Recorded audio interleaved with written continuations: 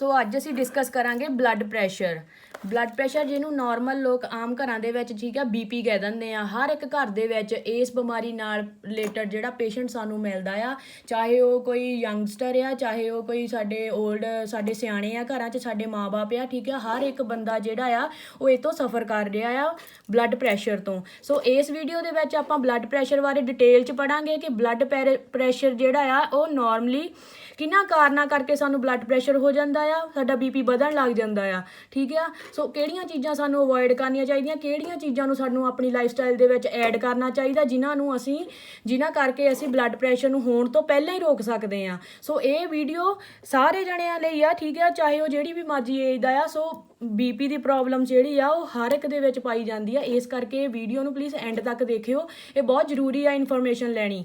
ਸੋ topic ਸ਼ੁਰੂ ਕਰਨ ਤੋਂ ਪਹਿਲਾਂ ਸਾਡਾ ਚੈਨਲ ਸਬਸਕ੍ਰਾਈਬ ਕਰੋ, ਵਿਜ਼ਡਮ ਐਜੂਕੇਸ਼ਨ ਪੁਆਇੰਟ RDC।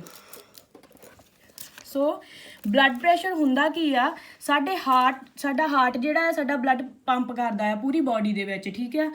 ਜਦੋਂ ਸਾਡਾ ਇੱਥੇ ਬਲੱਡ ਸਾਡਾ ਹਾਰਟ ਦੇ ਵਿੱਚ ਐਂਟਰ ਕਰਦਾ ਆ ਔਰ ਇੱਥੋਂ ਪੂਰੀ ਏਓਰਟਾ ਦੇ ਥਰੂ ਸਾਡੇ ਬਾਡੀ ਦੇ ਵਿੱਚ ਜਾਂਦਾ ਆ, ਉਸ ਪ੍ਰੈਸ਼ਰ ਨੂੰ ਅਸੀਂ ਜਿਹੜਾ ਇੱਥੇ ਫਿਰ ਪ੍ਰੈਸ਼ਰ ਸਾਡੀ ਆਰਟਰੀਜ਼ ਦੇ ਵਿੱਚ ਪੈਦਾ ਹੁੰਦਾ ਉਹਨੂੰ ਆਪਾਂ ਬਲੱਡ ਪ੍ਰੈਸ਼ਰ ਕਹਿੰਦੇ ਆ। ਸੋ ਅੱਗੇ ਆਪਾਂ ਡਿਟੇਲ 'ਚ ਇਹਦੇ ਬਾਰੇ ਪੜ੍ਹਦੇ ਹਾਂ, ਠੀਕ ਹੈ। ਇਹ ਸੀਗਾ ਬਲੱਡ ਪ੍ਰੈਸ਼ਰ, ਪਰ ਅੱਜ ਆਪਾਂ ਜਿਹੜਾ ਸਾਡਾ ਟੌਪਿਕ ਆ ਉਹ ਹੈਗਾ high blood pressure or hypertension, ਠੀਕ ਹੈ। ਜਿਹੜਾ ਸਾਡਾ ਬੀਪੀ ਜਿਹੜਾ ਆ ਨਾਰਮਲ ਰੇਂਜ ਨਾਲੋਂ ਜ਼ਿਆਦਾ ਹੋ ਜਾਂਦਾ ਹੈ, ਉਹਦੇ ਬਾਰੇ ਡਿਸਕਸ ਕਰਨਾ ਆ।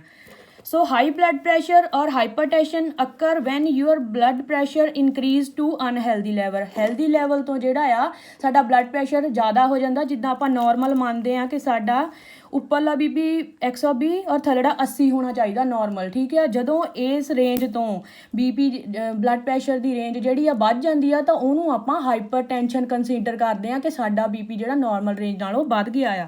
ਸੋ ਇਸ ਗੱਲ ਲਈ ਇਹਦੇ ਵੱਲ ਧਿਆਨ ਦੇਣਾ ਬਹੁਤ ਜ਼ਿਆਦਾ ਜ਼ਰੂਰੀ ਹੈ, ਕਿਉਂਕਿ ਇਹੀ ਜਿਹੜੀ ਚੀਜ਼ ਅੱਗੇ ਹੋਰ ਬਿਮਾਰੀਆਂ ਨੂੰ ਪੈਦਾ ਕਰਦੀ ਆ, ਸਾਰੇ ਸਿਸਟਮ ਨੂੰ ਡਿਸਟਰਬ ਕਰਦੀ ਆ। ਸੋ ਇਹ ਹੋ ਗਿਆ ਜਦੋਂ ਤਾਂ ਆਰਟਰੀਜ਼ ਠੀਕ ਹੈ ਨਾਰਮਲ ਆ, ਉਹਨਾਂ 'ਚ ਨਾਰਮਲ ਬਲੱਡ ਫਲੋ ਚੱਲਦਾ ਆ, ਸਾਡਾ ਬਲੱਡ ਦਾ ਪ੍ਰੈਸ਼ਰ ਜਿਹੜਾ ਹੈ ਉਹ ਨਾਰਮਲ ਰਹਿੰਦਾ ਆ। ਜਦੋਂ ਆਰਟਰੀਜ਼ ਨੈਰੋ ਮਤਲਬ ਨਾਰਮਲ ਉਹਨਾਂ ਦੀ ਸਾਈਜ਼ ਨਾਲੋਂ ਛੋਟੀਆਂ ਹੋਣ ਲੱਗ ਗਈਆਂ ਤਾਂ ਉਹਨਾਂ ਦੇ ਵਿੱਚ ਫਿਰ ਜਦੋਂ ਕੋਈ ਚੀਜ਼ ਆ, ਹੁਣ ਨਾਰਮਲ ਆਪਾਂ ਲੈ ਲਈਏ, ਨਾਰਮਲ ਫਲੋ ਚੱਲ ਰਿਹਾ ਹੈ, ਜਦੋਂ ਉਹ ਛੋਟੀ ਹੋ ਗਈ ਤਾਂ ਉਹਦੀ ਬਲੋਕੇਜ ਹੀ ਹੋ ਜਾਣੀ ਆ। ਬਲੋਕੇਜ ਹੋਣ ਤੋਂ ਬਾਅਦ ਉੱਥੇ ਜਿਹੜਾ ਬਲੱਡ ਆ ਉਹਦਾ ਪ੍ਰੈਸ਼ਰ ਇਨਕਰੀਜ਼ ਹੋਣ ਲੱਗ ਜਾਂਦਾ ਆ। ਪ੍ਰੈਸ਼ਰ ਇਨਕਰੀਜ਼ ਹੋਣ ਦੇ ਨਾਲ ਸਾਨੂੰ ਅੱਗੇ ਹਾਰਟ ਦੀਆਂ ਡਿਸੀਜ਼ਜ਼ ਆਉਣੀਆਂ, ਜਿੱਦਾਂ ਹਾਰਟ ਅਟੈਕ ਹੋ ਗਿਆ, ਠੀਕ ਆ, ਹੋਰ ਕੋਈ ਬਲੋਕੇਜ ਹੋ ਗਈ ਆ ਹਾਰਟ ਦੇ ਵਿੱਚ। ਸੋ ਇਹ ਸਾਰਾ ਜਿਹੜਾ ਆ ਹਾਈ ਬਲੱਡ ਪ੍ਰੈਸ਼ਰ ਕਰਕੇ ਹੀ ਅੱਗੇ ਫਰਦਰ ਹੁੰਦਾ ਆ। So usually you don't notice any symptom. Hypertension or high BP ਦੇ ਵਿੱਚ ਸਾਨੂੰ ਠੀਕ ਹੈ ਯੂਜ਼ਲੀ ਆਮ ਤੌਰ 'ਤੇ ਕੋਈ ਸਿੰਪਟਮਸ ਨਜ਼ਰ ਨਹੀਂ ਆਉਂਦੇ ਹੈਗੇ। ਕਈ ਵਾਰ ਇਹ ਸਾਇਲੈਂਟ ਹੀ ਰਹਿੰਦਾ ਆ ਜਦੋਂ ਅਕਿਊਟ ਦੀ ਕੰਡੀਸ਼ਨ ਹੁੰਦੀ, ਜਦੋਂ ਹਜੇ ਸਟਾਰਟਿੰਗ ਹੀ ਹੋਈ ਹੁੰਦੀ ਆ। Without symptoms high blood pressure can cause damage to blood vessels and organs, for example brain, heart, eyes and kidneys. ਜਦੋਂ ਇਹਦੇ ਕੋਈ ਸਿੰਪਟਮਸ ਹੀ ਨਹੀਂ ਨਜ਼ਰ ਆਉਣੇ, ਅਸੀਂ ਕੋਈ ਡਿਟੈਕਸ਼ਨ ਨਹੀਂ ਕਰਨੀ ਕਿ ਸਾਡਾ ਬੀਪੀ ਨਾਰਮਲ ਆ ਜਾਂ ਹਾਈ ਆ, ਸੋ ਇਹ ਇੰਟਰਨਲੀ ਕੀ ਕਰਦਾ ਰਹਿੰਦਾ, ਸਾਡੀ ਬਾਡੀ ਦੇ ਵਿੱਚ ਜਿਹੜੀ ਆ ਡੈਮੇਜ ਹੁੰਦੀ ਰਹਿੰਦੀ ਆ ਬਲੱਡ ਵੈਸਲਸ ਦੀ ਔਰ ਸਾਡੇ ਔਰਗਨਸ ਦੀ, ਜਿੱਦਾਂ ਸਾਡਾ ਬ੍ਰੇਨ ਹੋ ਗਿਆ, ਬ੍ਰੇਨ ਸੈਲਸ ਡੈਮੇਜ ਹੋਣ ਲੱਗ ਜਾਂਦੇ ਆ, ਹਾਰਟ ਦੇ, ਆਈਜ਼ ਦੇ ਇਫੈਕਟ ਪੈਣ ਲੱਗ ਜਾਂਦਾ ਔਰ ਕਿਡਨੀਜ਼ ਦੇ ਇਫੈਕਟ ਪੈਣ ਲੱਗ ਜਾਂਦਾ। ਸੋ ਇਹ ਸਾਰੀਆਂ ਚੀਜ਼ਾਂ ਨੂੰ ਠੀਕ ਕਰਨ ਲਈ ਸਾਨੂੰ ਕੀ ਕਰਨਾ ਚਾਹੀਦਾ, early detection is important. Regular blood pressure reading, ਸਾਨੂੰ ਰੈਗੂਲਰ ਜੇ ਕੋਈ ਬੰਦਾ ਹੈਲਦੀ ਵੀ ਆ ਤਾਂ ਉਹਨੂੰ ਮਹੀਨੇ ਦੇ ਵਿੱਚ ਐਟਲੀਸਟ 2 ਵਾਰੀ ਆਪਣਾ ਬੀਪੀ ਚੈੱਕ ਕਰਾਉਣਾ ਹੀ ਚਾਹੀਦਾ ਹੈ, ਤਾਂ ਕਿ ਉਹਨੂੰ ਪਤਾ ਲੱਗੇ। ਕਿਉਂਕਿ ਕਈ ਵਾਰ ਸਿੰਪਟਮਸ ਜਿਹੜੇ ਆ, ਲੱਛਣ ਜਿਹੜੇ ਆ ਬੰਦੇ ਵਿੱਚ ਪਾਏ ਨਹੀਂ ਜਾਂਦੇ, ਨਾ ਉਹਨੂੰ ਕੋਈ ਪ੍ਰੋਬਲਮ ਆਉਂਦੀ ਆ, ਪਰ ਇੰਟਰਨਲੀ ਸਾਡੇ ਔਰਗਨ ਖਰਾਬ ਹੁੰਦੇ ਰਹਿੰਦੇ ਆ, ਜਿੱਦਾਂ ਹਾਰਟ 'ਤੇ ਪ੍ਰੈਸ਼ਰ ਪੈ ਜਾਂਦਾ ਆ ਜਾਂ ਹੋਰ ਸਾਡੇ ਸਾਰੇ ਜਿਹੜੇ ਔਰਗਨ ਆ ਉਹਨਾਂ 'ਤੇ ਪ੍ਰੈਸ਼ਰ ਪੈਂਦਾ। ਇਸ ਲਈ ਰੈਗੂਲਰ ਬਲੱਡ ਪ੍ਰੈਸ਼ਰ ਰੀਡਿੰਗ ਸਾਨੂੰ ਲੈਣੀਆਂ ਹੀ ਚਾਹੀਦੀਆਂ, ਮਹੀਨੇ 'ਚ 2 ਵਾਰ ਬਲੱਡ ਨਾਰਮਲੀ ਆਪਾਂ ਨੂੰ ਚੈੱਕ ਕਰਾਏ ਲੈਣਾ ਚਾਹੀਦਾ ਆ। ਸੋ ਜਿਹੜਾ ਇਹ high blood pressure or hypertension the treatment ਹੈ ਇਹ 2 ਤਰ੍ਹਾਂ ਨਾਲ ਕੀਤਾ ਜਾਂਦਾ। ਇੱਕ ਤਾਂ ਦਵਾਈਆਂ ਦੁਆਰਾ ਕੀਤਾ ਜਾਂਦਾ ਔਰ ਦੂਜਾ ਹੈਲਦੀ ਲਾਈਫ ਸਟਾਈਲ ਚੇਂਜਿਸ, ਆਪਣੇ ਲਾਈਫ ਸਟਾਈਲ ਨੂੰ ਹੈਲਦੀ ਬਣਾ ਕੇ ਇਹਨੂੰ ਠੀਕ ਕੀਤਾ ਜਾ ਸਕਦਾ ਆ। Next, what are the symptoms of hypertension. ਔਰ ਹੁਣ ਆਪਾਂ ਦੇਖਣਾ ਆ ਕਿ ਜਿਸ ਬੰਦੇ ਦਾ ਬੀਪੀ ਵਧਿਆ ਆ ਉਹਦੇ ਵਿੱਚ ਕਿਹੜੇ ਲੱਛਣ ਸਾਨੂੰ ਦੇਖਣੇ ਨੂੰ ਮਿਲਦੇ ਆ। ਫਸਟ ਆਪਾਂ ਦੇਖਿਆ ਕਿ ਇਹ ਤਾਂ ਇੱਕ ਸਾਇਲੈਂਟ ਕੰਡੀਸ਼ਨ ਆ। ਕਈ ਵਾਰ ਨਾਰਮਲ ਲੋਕਾਂ 'ਚ ਪਤਾ ਹੀ ਨਹੀਂ ਲੱਗਦਾ ਉਹਨਾਂ ਨੂੰ ਵੀ ਬੀਪੀ ਵਧਿਆ, ਇਸ ਲਈ ਇਹਨੂੰ ਆਪਾਂ ਸਾਇਲੈਂਟ ਕੰਡੀਸ਼ਨ ਕਹਿੰਦੇ ਆ। Symptoms of severe hypertension can include, ਹੁਣ ਸੀਵੀਅਰ ਹਾਈਪਰਟੈਂਸ਼ਨ ਦੀ ਗੱਲ ਕਰੀਏ, ਇਹ ਸੀਗੀ ਨਾਰਮਲ, ਜਦੋਂ ਬੰਦੇ ਦਾ ਥੋੜਾ ਜਿਹਾ ਬੀਪੀ ਜਿਹੜਾ ਨਾਰਮਲ ਰੇਂਜ ਨਾਲੋਂ ਵਧਿਆ ਤਾਂ ਉਹ ਸਾਇਲੈਂਟ ਕੰਡੀਸ਼ਨ ਹੁੰਦੀ, ਉਹ 'ਚ ਸਿੰਪਟਮਸ ਨਾਰਮਲੀ ਨਜ਼ਰ ਨਹੀਂ ਆਉਂਦੇ। ਪਰ ਜਦੋਂ ਨਾਰਮਲ ਨਾਲੋਂ ਜ਼ਿਆਦਾ ਰੇਂਜ ਨਾਲੋਂ ਜ਼ਿਆਦਾ ਬੀਪੀ ਵੱਧ ਗਿਆ, ਸੀਵੀਅਰ ਹਾਈਪਰਟੈਂਸ਼ਨ ਹੋ ਗਈ, ਤਾਂ ਉਹਦੇ 'ਚ ਬੰਦੇ ਨੂੰ ਜਿਹੜੇ ਆ ਉਹ ਲੱਛਣ ਨਜ਼ਰ ਆਉਣ ਲੱਗ ਜਾਂਦੇ, ਜਿੱਦਾਂ ਕਿ ਸਿਰ ਦਰਦ ਹੁੰਦਾ ਆ, ਹੈਡੇਕ, ਸ਼ਾਰਟਨੈਸ ਆਫ ਬ੍ਰੈਥ ਮੀਨਸ ਸਾਹ ਲੈਣ 'ਚ ਪ੍ਰੋਬਲਮ ਆਉਂਦੀ ਆ, ਠੀਕ ਆ, ਖਿੱਚਵੇਂ ਜਿਹੇ ਸਾਹ ਆਉਣ ਲੱਗ ਜਾਂਦੇ ਆ, ਨੋਜ਼ ਬਲੀਡ, ਖੂਨ, ਨੱਕ 'ਚੋਂ ਖੂਨ ਵੀ ਆ ਸਕਦਾ ਆ, ਫਲਸ਼ਿੰਗ ਮੀਨਸ ਜਿਹੜਾ ਪੇਸ਼ੈਂਟ ਦਾ ਮੂੰਹ ਜਿਹੜਾ ਰੈੱਡ ਹੋਣ ਲੱਗ ਜਾਂਦਾ, ਲਾਲ ਹੋਣ ਲੱਗ ਜਾਂਦਾ ਆ, ਡਿਜ਼ੀਨੈਸ, ਚੱਕਰ ਆਉਣ ਲੱਗ ਜਾਂਦੇ ਆ, ਚੈਸਟ ਪੇਨ, ਛਾਤੀ ਵਿੱਚ ਦਰਦ, ਵਿਜ਼ੂਅਲ ਚੇਂਜਿਸ, ਸਾਡੀਆਂ ਆਈ ਸਾਈਟ 'ਤੇ ਵੀ ਬਹੁਤ ਇਫੈਕਟ ਪੈਂਦਾ, ਨਜ਼ਰ ਜਿਹੜੀ ਕਮਜ਼ੋਰ ਹੋਣ ਲੱਗ ਜਾਂਦੀ ਆ। ਬਲੱਡ ਇਨ ਯੂਰਿਨ, ਬਾਥਰੂਮ ਦੇ ਵਿੱਚ ਵੀ ਜਿਹੜਾ ਬਲੱਡ ਆਉਣਾ ਇੱਕ ਸਿੰਪਟਮ ਆ, ਇੱਕ ਲੱਛਣ ਆ ਜਿਹੜਾ ਕਿ ਸਾਨੂੰ ਪਤਾ ਲੱਗਦਾ ਕਿ ਜੇ ਕਿਸੇ ਨੂੰ ਆਉਂਦਾ ਆ ਇੱਦਾਂ ਦੇ। ਇਹ ਸਾਰੇ ਸਿੰਪਟਮਸ ਦੇ ਵਿੱਚੋਂ ਜੇ ਕੋਈ ਵੀ ਸਾਨੂੰ ਸਿੰਪਟਮ ਨਜ਼ਰ ਆਉਂਦਾ ਤਾਂ ਸਾਨੂੰ ਜਿਹੜਾ ਆ ਆਪਣਾ ਬੀਪੀ ਚੈੱਕ ਕਰਨਾ ਚਾਹੀਦਾ ਆ ਤੇ ਡਾਕਟਰ ਕੋਲ ਜਾ ਕੇ ਦੱਸਣਾ ਚਾਹੀਦਾ ਉਹਨਾਂ ਨੂੰ ਆਪਣੀਆਂ ਰੀਡਿੰਗਸ। ਨੈਕਸਟ, ਵਟ ਆਰ ਦਾ ਕੌਜ਼ਿਜ਼। ਹੁਣ ਆਪਾਂ ਪੜ੍ਹ ਲਿਆ ਵੀ ਪੇਸ਼ੈਂਟ ਦੇ ਉਹ ਲੱਛਣ ਦਿਖਦੇ ਆ, ਹੁਣ ਆਪਾਂ ਦੇਖਾਂਗੇ ਕਿ ਇਹ ਲੱਛਣ ਦਿਖਦੇ ਕਿ ਉਹਨਾਂ ਦੇ ਪਿੱਛੇ ਕਾਰਨ ਕੀ ਆ, ਕਿਹੜੇ ਕਾਰਨਾਂ ਕਰਕੇ ਸਾਨੂੰ ਇਹ ਪ੍ਰੋਬਲਮ ਆਉਂਦੀ ਆ। ਸੋ ਹਾਈਪਰਟੈਂਸ਼ਨ ਜਿਹੜੀ ਆ ਇਹ ਦੋ ਤਰ੍ਹਾਂ ਦੀ ਆ, ਪ੍ਰਾਇਮਰੀ ਹਾਈਪਰਟੈਂਸ਼ਨ ਔਰ ਸੈਕੰਡਰੀ ਹਾਈਪਰਟੈਂਸ਼ਨ। ਪ੍ਰਾਇਮਰੀ ਦੇ ਕੌਜ਼ ਹੋ ਰਿਹਾ, ਸੈਕੰਡਰੀ ਦੇ ਹੋ ਰਿਹਾ, ਠੀਕ ਹੈ। ਇਹ ਆਪਾਂ ਡਿਟੇਲ 'ਚ ਅੱਗੇ ਪੜਾਂਗੇ। ਫਸਟ ਆਪਾਂ ਪੜ੍ਹਦੇ ਹਾਂ ਪ੍ਰਾਇਮਰੀ ਹਾਈਪਰਟੈਂਸ਼ਨ। ਪ੍ਰਾਇਮਰੀ ਹਾਈਪਰਟੈਂਸ਼ਨ ਦੇ ਵਿੱਚ ਕੌਜ਼ ਕਿਹੜੇ ਆਉਂਦੇ ਆ? ਜੀਨਸ, ਠੀਕ ਹੈ। ਫਸਟ ਹੈਗਾ ਜੀਨਸ, ਜਿੱਦਾਂ ਜੇ ਕਿਸੇ ਦੀ ਫੈਮਿਲੀ ਹਿਸਟਰੀ ਆ, ਕਿਸੇ ਦੇ ਪੇਰੈਂਟਸ ਨੂੰ ਪਹਿਲਾਂ ਇਹ ਠੀਕ ਹੈ ਸੀਗੀ ਤਾਂ ਉਹਨੂੰ ਥਰੂ ਜੀਨਸ ਆਪਣੇ ਪੇਰੈਂਟਸ ਤੋਂ ਹੋ ਸਕਦੀ ਆ। ਨੈਕਸਟ ਹੈਗਾ physical changes, sometimes changes in your body ਦੇ ਵਿੱਚ ਕੋਈ ਵੀ ਚੇਂਜ ਆਇਆ। ਫੋਰ ਐਗਜ਼ਾਮਪਲ ਜਿੱਦਾਂ ਸਾਡੀ ਕਿਡਨੀ ਫੰਕਸ਼ਨ ਠੀਕ ਹੈ ਉਹ ਥੋੜਾ ਡਿਸਟਰਬ ਹੋ ਗਿਆ ਡਿਊ ਟੂ ਏਜ। ਜਿੱਦਾਂ ਅਸੀਂ ਸਾਡੀ ਏਜ ਵੱਧਦੀ ਰਹਿੰਦੀ ਆ, ਕਿਡਨੀ ਫੰਕਸ਼ਨ ਵੀ ਉਹ ਥੋੜਾ ਜਿਹਾ ਸਾਰੇ ਸਿਸਟਮ ਚੇਂਜ ਹੁੰਦੇ ਰਹਿੰਦੇ ਆ।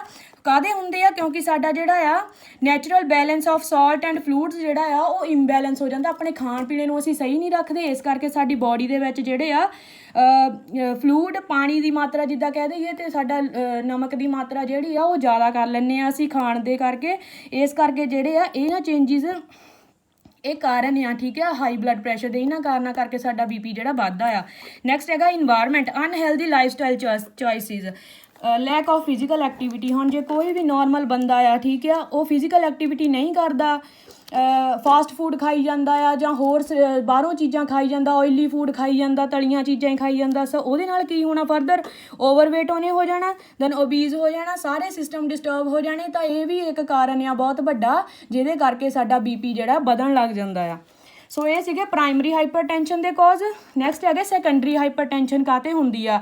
ਸੈਕੰਡਰੀ ਹਾਈਪਰਟੈਂਸ਼ਨ ਆਫਰ occurs quickly and become more severe than primary hypertension. So secondary hypertension ਜਿਹੜੀ ਆ ਉਹ ਕੁਇਕਲੀ ਹੁੰਦੀ ਆ। ਕੁਇਕਲੀ ਕਾਹਤੇ ਹੁੰਦੀ ਆ? ਉਹ ਕਿਸੇ ਸਿਸਟਮ ਦੇ ਡਿਸਟਰਬ ਹੋਣ ਕਰਕੇ ਹੁੰਦੀ ਆ। ਸੋ ਇਹਦੇ ਆਪਾਂ ਦੇਖ ਲੈਂਦੇ ਹਾਂ ਵੀ ਸੈਕੰਡਰੀ ਹਾਈਪਰਟੈਂਸ਼ਨ ਕਾਹਤੇ ਹੁੰਦੀ ਆ। ਸੈਕੰਡਰੀ ਹਾਈਪਰਟੈਂਸ਼ਨ ਫਸਟ ਕਾਜ਼ ਹੈਗਾ ਆ ਕਿਡਨੀ ਡਿਸੀਜ਼।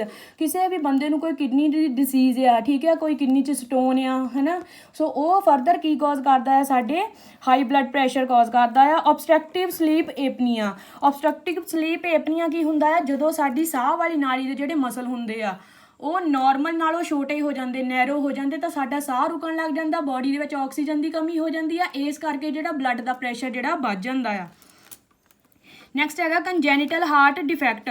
ਕੋਈ ਵੀ ਬੱਚੇ ਦਾ ਜਿਹੜਾ ਕੰਜੈਨੀਟਲ ਹਾਰਟ ਡਿਸੀਜ਼ ਮੀਨਸ ਜਨਮ ਤੋਂ ਬਾਅਦ 'ਚ ਉਹਦੇ ਹਾਰਟ ਜਿਹੜਾ ਨਾਰਮਲ ਨਹੀਂ ਹੈਗਾ, ਉਹਨੂੰ ਕੋਈ ਪ੍ਰੋਬਲਮ ਆ, ਜਿੱਦਾਂ ਉਹ ਸਾਰਾ ਚੀਜ਼ ਵੀ ਅੱਗੇ ਜਾ ਕੇ ਜਿਹੜੀ ਆ ਹਾਈ ਬਲੱਡ ਪ੍ਰੈਸ਼ਰ ਦਾ ਕਾਜ਼ ਬਣਦੀ ਆ। Problem with thyroid. ਹੁਣ ਥਾਇਰੋਇਡ ਜਿਹੜਾ ਇਹਦੇ ਵਿੱਚ ਪੈਰਾਥਾਇਰੋਇਡ ਗਲੈਂਡ ਕਨੈਕਟ ਹੁੰਦੀ ਆ, ਉਹ ਰੈਗੂਲੇਟ ਕਰਦੀ ਆ ਕੈਲਸ਼ੀਅਮ ਨੂੰ। ਜਦ ਬੋਡੀ 'ਚ ਕੈਲਸ਼ੀਅਮ ਜ਼ਿਆਦਾ ਹੋ ਜਾਣਾ, ਸੋ ਇਹਦਾ ਮਤਲਬ ਅੱਗੇ ਜਾ ਕੇ ਪ੍ਰੋਬਲਮ ਆਉਣੀ ਆ। ਸੋ ਇਸ ਕਰਕੇ ਵੀ ਸਾਡਾ ਬੀਪੀ ਜਿਹੜਾ ਵੱਧ ਜਾਂਦਾ ਆ। Side effect of medications. ਅਸੀਂ ਕੋਈ ਦਵਾਈਆਂ ਜਿਹੜੀਆਂ ਆ ਉਹ ਜ਼ਿਆਦਾ ਹੀ ਮਾਤਰਾ 'ਚ ਲਈ ਜਾਂਦੇ, ਬਿਨਾਂ ਲੰਬੇ ਟਾਈਮ ਤੋਂ ਲਈ ਜਾਂਦੇ ਆ। ਸੋ ਇਹ ਵੀ ਜਿਹੜਾ ਅੱਗੇ ਜਾ ਕੇ ਸਾਡਾ ਬੀਪੀ ਜਿਹੜਾ ਡਿਸਟਰਬ ਕਰਦੇ ਆ। Alcohol abuse.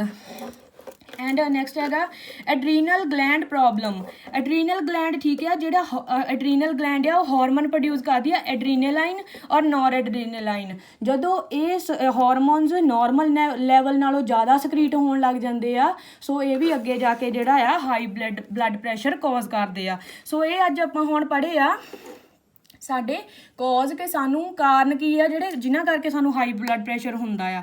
ਅੱਗੇ ਆਪਾਂ ਦੇਖਾਂਗੇ ਕਿ ਡਾਇਗਨੋਸਟਿਕ ਟੈਸਟ ਕਿਹੜੇ ਕਰਦੇ ਆ ਡਾਕਟਰ, ਸਾਨੂੰ ਕਿਹਨਾਂ ਟੈਸਟਾਂ ਦੇ ਥਰੂ ਅਸੀਂ ਜਿਹੜਾ ਡਿਟੈਕਟ ਕਰਾ ਸਕਦਾ ਹੈ। ਡਾਕਟਰ ਸਾਨੂੰ ਇਹ ਟੈਸਟ ਪ੍ਰਿਸਕ੍ਰਾਈਬ ਕਰਦੇ ਆ ਕਿ ਇਹਨਾਂ ਥਰੂ ਡਿਟੈਕਸ਼ਨ ਹੁੰਦੀ ਸਾਨੂੰ ਹਾਈ ਬਲੱਡ ਪ੍ਰੈਸ਼ਰ ਹੈਗਾ, ਹਾਈਪਰਟੈਂਸ਼ਨ ਹੈਗਾ ਜਾਂ ਨਹੀਂ ਹੈਗਾ। ਫਸਟ ਹੈਗਾ ਯੂਰਿਨ ਟੈਸਟ। ਯੂਰਿਨ ਟੈਸਟ ਦੇ ਥਰੂ ਪਤਾ ਕਰਦੇ। ਯੂਰਿਨ ਟੈਸਟ ਕਿਉਂ ਕਰਦੇ? ਯੂਰਿਨ ਟੈਸਟ ਦੇ ਵਿੱਚ ਸਾਨੂੰ ਪਤਾ ਲੱਗਦਾ ਕਿ ਸਾਡੇ ਜਿਹੜਾ ਆ ਬੋਡੀ ਦੇ ਵਿੱਚ ਜਿਹੜਾ ਆ ਫਲੂਇਡ ਔਰ ਸੋਡੀਅਮ ਲੈਵਲ ਕਿੰਨਾ ਕੁ ਆ, ਠੀਕ ਆ, ਉਹਨੂੰ ਮੈਨੇਜ ਕਰ ਸਕਦੇ ਤਾਂ ਯੂਰਿਨ ਟੈਸਟ ਕੀਤਾ ਜਾਂਦਾ। ਕੋਲੈਸਟਰੋਲ ਸਕਰੀਨਿੰਗ ਕੀਤੀ ਜਾਂਦੀ ਆ। ਕੋਲੈਸਟਰੋਲ ਸਕਰੀਨਿੰਗ ਔਰ ਬਲੱਡ ਟੈਸਟ ਹੋਰ ਵੀ ਕੀਤੇ ਜਾਂਦੇ ਆ। ਕੋਲੈਸਟਰੋਲ ਜਿਹੜਾ ਨਾਰਮਲ ਜਿਹੜਾ ਇੱਕ ਯੰਗ ਏਜ ਆਫ 19 ਤੱਕ, ਠੀਕ ਆ, ਲੈਸ ਦੈਨ 170 mg ਪਰ ਡੈਸੀਲੀਟਰ ਜਿਹੜਾ ਆ ਇਹਦੀ ਨਾਰਮਲ ਰੇਂਜ ਆ। ਇਹ ਜੇ ਇਹਦੇ ਤੋਂ ਨਾਰਮਲ ਰੇਂਜ ਤੋਂ ਇਹ ਵੱਧ ਰਿਹਾ, ਇਟ ਮੀਨਸ ਇਹ ਅੱਗੇ ਜਾ ਕੇ ਹਾਰਟ ਡਿਸੀਜ਼ਸ ਕਾਜ਼ ਕਰ ਸਕਦਾ ਆ।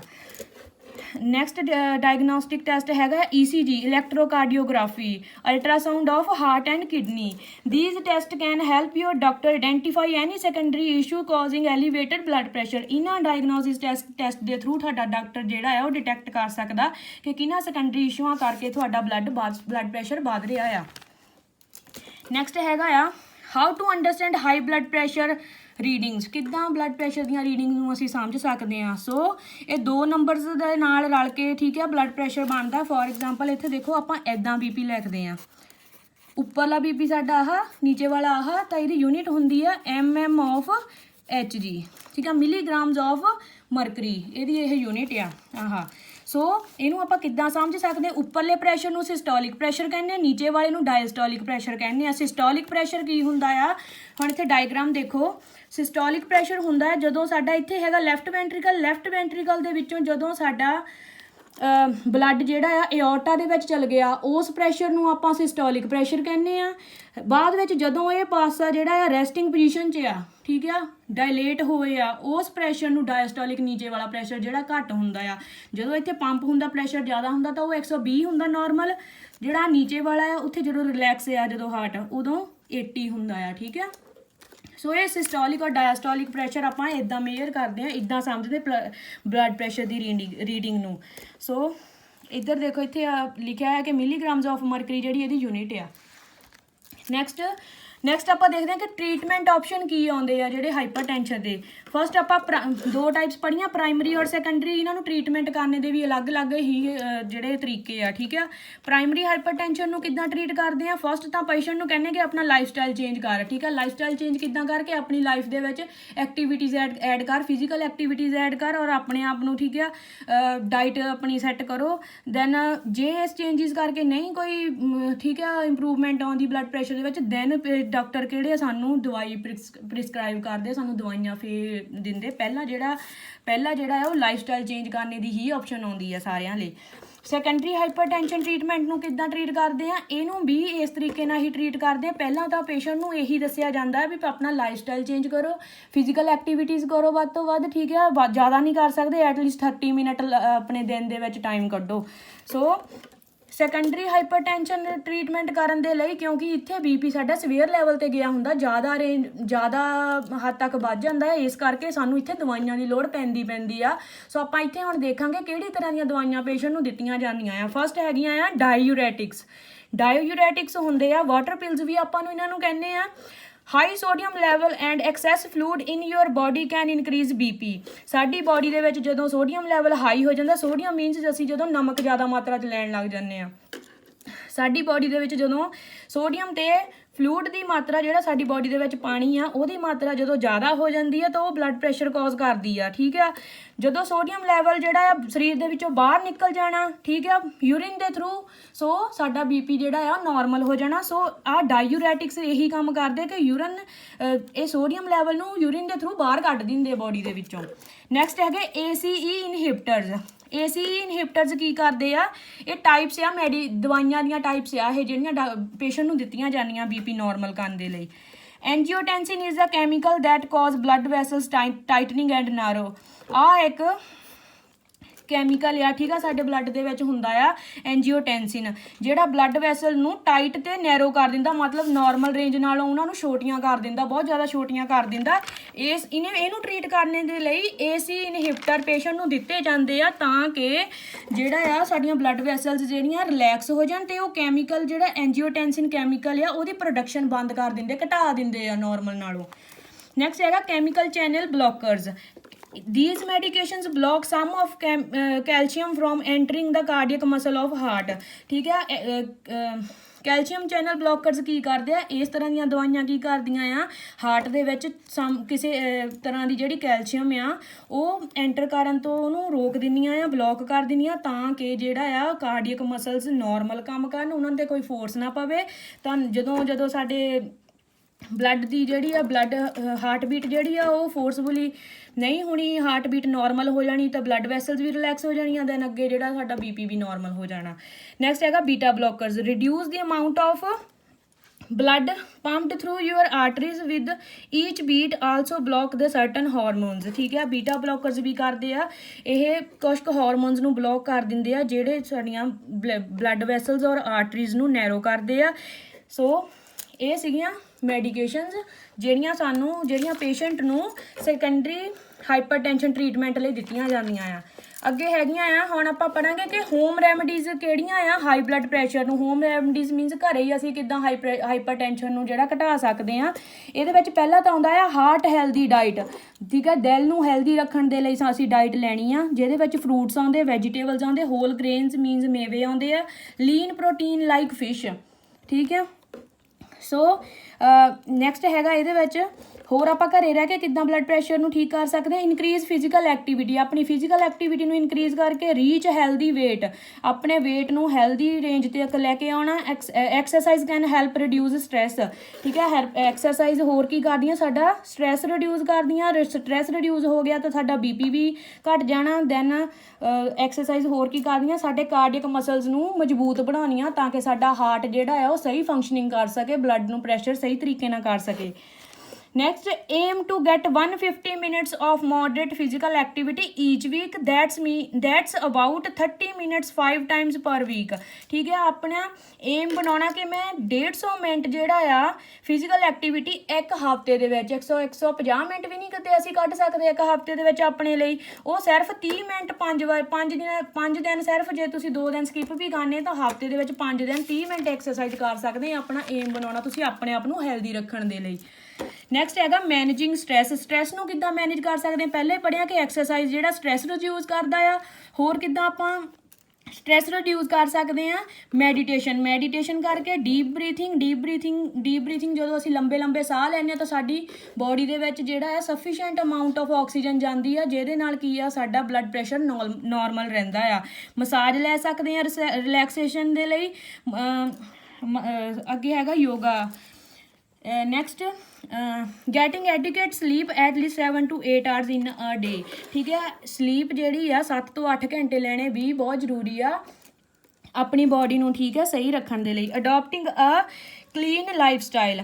If you are a smoker, ਠੀਕ ਆ, ਜੇ ਤੁਸੀਂ ਸਿਗਰਟ ਸਮੋਕ ਕਰਦੇ ਆ ਤਾਂ ਜਿਹੜਾ ਉਹਦੇ ਵਿੱਚ ਤੰਬਾਕੂ ਹੁੰਦਾ ਆ, ਠੀਕ ਆ, ਕੈਮੀਕਲ ਹੁੰਦਾ ਆ, ਉਹ ਸਾਡੇ ਸਿਸਟਮ ਦੇ ਵਿੱਚ ਜੋ ਵੀ ਸਾਡੇ ਬੋਡੀ ਟਿਸ਼ੂ ਹੁੰਦੇ ਉਹਨਾਂ ਨੂੰ ਡੈਮੇਜ ਕਰਨ ਲੱਗ ਜਾਂਦਾ ਅਤੇ ਬਲੱਡ ਵੈਸਲਸ ਨੂੰ ਹਾਰਡ ਕਰਨ ਲੱਗ ਜਾਂਦਾ, ਜਿਹਦੇ ਕਰਕੇ ਬਲੋਕੇਜ ਹੋ ਜਾਂਦੀ ਆ ਔਰ ਫਰਦਰ ਜਾ ਕੇ ਹਾਰਟ ਅਟੈਕ ਔਰ ਹਾਰਟ ਡਿਸੀਜ਼ਿਸ ਅੱਗੇ ਆਉਂਦੀਆਂ ਆ ਬਹੁਤ ਜ਼ਿਆਦਾ।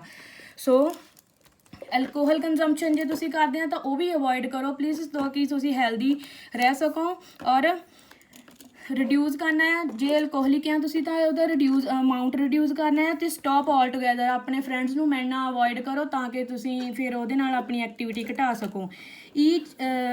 ਲੈਸ ਈਟ ਮੀਟ ਔਰ ਮੋਰ ਪਲਾਂਟ ਬੇਸਡ ਜਿਹੜੀ ਆ ਡਾਈਟ ਉਹ ਲੈਣੀ ਚਾਹੀਦੀ, ਜਿਹੜੀ ਕਿ ਉਹਦੇ ਵਿੱਚ ਕਿਉਂ ਲੈਣੀ ਚਾਹੀਦੀ, ਕਿਉਂਕਿ ਉਹਦੇ ਵਿੱਚ ਫਾਈਬਰ ਜ਼ਿਆਦਾ ਹੁੰਦੇ ਆ ਅਤੇ ਸੋਡੀਅਮ ਲੈਵਲ ਘੱਟ ਹੁੰਦਾ ਆ। ਇਸ ਕਰਕੇ ਜਿਹੜਾ ਆ ਸਾਨੂੰ ਫਾਈਬਰ ਡਾਈਟ ਲੈਣੀ ਚਾਹੀਦੀ ਆ। ਡਾਇਰੀ ਫੂਡ ਵੀ ਨਹੀਂ ਲੈਣੇ ਚਾਹੀਦੇ, ਕਿਉਂਕਿ ਉਹਨਾਂ ਵਿੱਚ ਵੀ ਜਿਹੜਾ ਆ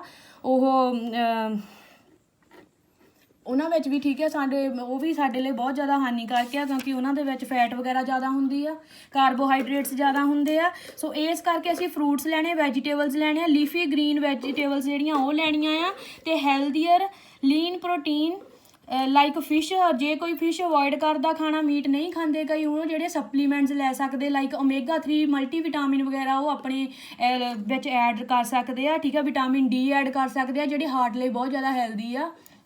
ਸੋ ਡਰਿੰਕ ਪਲੈਂਟੀ ਆਫ ਵਾਟਰ, ਠੀਕ ਆ। ਪਾਣੀ ਵੱਧ ਤੋਂ ਵੱਧ ਦਿਨ ਦੇ ਵਿੱਚ ਪੀਓ, 7 ਤੋਂ 8 ਗਲਾਸ। ਸੋ ਕਿਹੜੀਆਂ ਚੀਜ਼ਾਂ ਤੁਸੀਂ ਨਹੀਂ ਖਾਣੀਆਂ, ਠੀਕ ਆ। ਆਪਣੀ ਡਾਈਟ ਦੇ ਵਿੱਚ ਸਾਲਟ ਜਿਹੜਾ ਆ ਉਹਦੀ ਭਾਵੇਂ ਉਹ ਬੰਦਾ ਹੈਲਦੀ ਆ, ਅੱਗੇ ਫਰਦਰ ਜਾ ਕੇ ਬੀਪੀ ਦੀ ਪ੍ਰੋਬਲਮ ਨਾ ਆਵੇ, ਇਸ ਕਰਕੇ ਆਪਣੀ ਡਾਈਟ ਦੇ ਵਿੱਚ ਸਾਲਟ ਦੇ ਜਿਹੜਾ ਅਮਾਊਂਟ ਆ ਉਹ ਬਹੁਤ ਜ਼ਿਆਦਾ ਘਟਾ ਦਿਓ, ਠੀਕ ਹੈ। ਸ਼ੂਗਰ ਘੱਟ ਕਰੋ, ਔਰ ਬੈਵਰੇਜਿਸ ਮੀਨਸ ਜਿਹੜੀਆਂ ਆਪਾਂ ਕੋਲਡ ਡਰਿੰਕਸ ਪੀਂਦੇ ਆ, ਠੀਕ ਹੈ, ਉਹਨਾਂ ਨੂੰ ਵੀ ਅਵੋਇਡ ਕਰੋ। ਨੋ ਪੈਕੇਜਡ ਫੂਡ, ਜਿਹੜਾ ਪੈਕੇਜ ਫੂਡ ਹੁੰਦਾ ਹੈ ਉਹਦੇ ਵਿੱਚ ਬਹੁਤ ਜ਼ਿਆਦਾ ਸੋਡੀਅਮ ਹੁੰਦਾ ਹੈ, ਇਸ ਕਰਕੇ ਉਹਨੂੰ ਵੀ ਅਵੋਇਡ ਕਰੋ। ਸੋ ਜਿਹੜਾ ਨਮਕ ਆ ਇਹਦੇ ਵਿੱਚ ਬਹੁਤ ਜ਼ਿਆਦਾ, ਠੀਕ ਆ, ਉਹਦੇ ਬਾਰੇ ਜਾਣਨਾ ਜ਼ਰੂਰੀ ਆ। ਅੱਗੇ ਦੇਖੋ ਸੋਡੀਅਮ ਲੈਵਲ ਬਾਰੇ। People with hypertension may need to keep their sodium intake between 1500 milligrams to 2300 milligrams per day, ਠੀਕ ਹੈ। ਜਿਹੜਾ ਬੰਦਾ ਹਾਈਪਰਟੈਂਸ਼ਨ ਜਿਹਨੂੰ ਹੋਈਓ ਆ, ਉਸ ਬੰਦੇ ਨੂੰ 1500 ਤੋਂ 2300 ਮਿਲੀਗ੍ਰਾਮਸ ਦੇ ਪਰ ਡੇ ਜਿਹੜੀ ਆ ਇਹ ਤੋਂ ਘੱਟ ਇਨਟੇਕ ਲੈਣੀ ਚਾਹੀਦੀ ਆ ਸੋਡੀਅਮ ਦੀ, ਨਮਕ ਦੀ। ਇਹ ਕਿਹਦੇ ਬਰਾਬਰ ਹੁੰਦਾ ਹੈ? ਇੱਕ ਜਿਹੜਾ ਆਪਣਾ ਟੀਸਪੂਨ, ਇੱਕ ਚਮਚੇ ਦੇ ਬਰਾਬਰ ਲੂਣ ਜਿਹੜਾ ਆ ਉਹ ਵੀ ਉਹਦੇ ਲਈ ਜ਼ਿਆਦਾ ਆ, ਇਸ ਕਰਕੇ ਆਪਣੀ ਲੂਣ ਦੀ ਕੰਜ਼ੰਪਸ਼ਨ ਜਿਹੜੀ ਆ ਉਹਨੂੰ ਘੱਟ ਤੋਂ ਘੱਟ ਕਰ ਦਿਓ। ਸੋ ਇਹ ਆਪਾਂ ਸਾਰਾ ਕੁਝ ਜਿਹੜਾ ਪੜ੍ਹਿਆ ਉਹ ਬੀਪੀ ਬਾਰੇ, ਬਲੱਡ ਪ੍ਰੈਸ਼ਰ ਬਾਰੇ ਪੜ੍ਹਿਆ। ਸੋ ਇਹ ਗੱਲਾਂ ਬਹੁਤ ਜ਼ਿਆਦਾ ਜ਼ਰੂਰੀ ਆ। ਸੋ ਸਾਰੇ ਵੀਡੀਓ ਸ਼ੇਅਰ ਕਰੋ, ਅੱਗੇ ਤੋਂ ਅੱਗੇ ਦੇਖੋ, ਆਪਣੇ ਪੇਰੈਂਟਸ ਨੂੰ ਦਿਖਾਓ ਜੇ ਬੱਚੇ ਦੇਖ ਰਹੇ ਆ ਤਾਂ। So thank you.